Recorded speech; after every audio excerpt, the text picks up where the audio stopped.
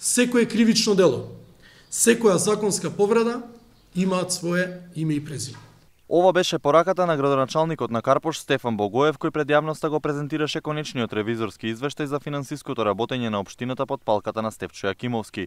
Истиот извештај веќе е доставен до обвинителството како и до финансиската полиција, а градоначалникот Богоев изрази подготвеност да соработува со надлежните институции за време на истрагата.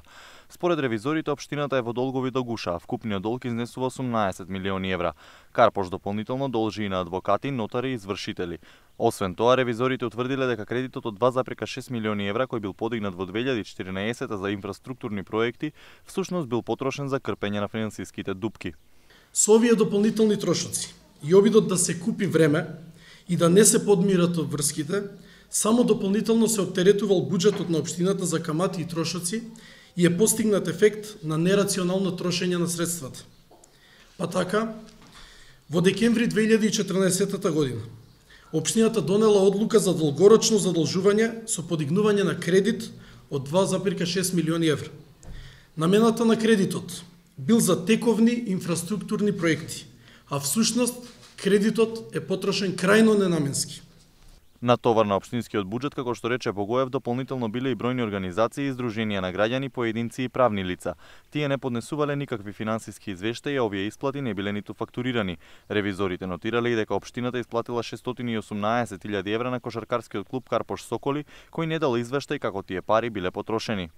Ревизорскиот тим кој ја правил ревизијата не можел да се увери во наменското трошење на одобрени средства за здруженија и други правни лица за реализација на проекти и манифестации предвидени во активностија програма за детски и социјална заштита и од областа на културата и спортот. Зошто? Бидејќи воопшто не се склучувале договори во писмена форма, а фирмите и здруженијата на кои им се доделувани буџетски народни пари воопшто не давале повратни финансиски извештаи, како и фактури за начинот на кој ги потрошиле парите кои што ги добиле од општината.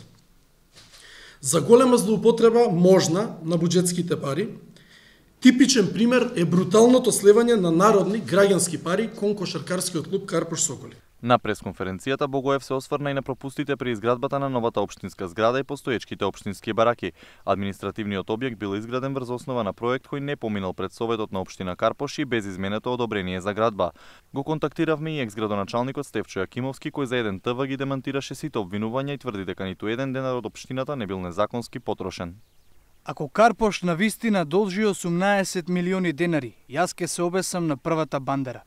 Момчето, освен што игра Sony PlayStation со другарите, се занимава и со некакви анализи и злоупотребува релевантни институции за политички цели. Карпош Соколи има доставено 2 извештаи за парите што ги добиле од општината. Кредитот за кој зборуваше со фактури е подкрепен. Правевме реконструкција на улици, училишта, градинки и канализации. Мислат дека со приказни можат да владеат, но ако извештајот е навистина таков, зошто не им бил предаден на стручните служби да кажат своји забелешки? Ни изјави Јакимовски. Инаку ревизорскиот извештај веднаш по пристигнувањето во обвинителството ќе биде распореден кај надлежен јавен обвинител, кој по анализирање на наводите може да покрене постапка за незаконското трошење на пари од општинскиот буџет на Карпош.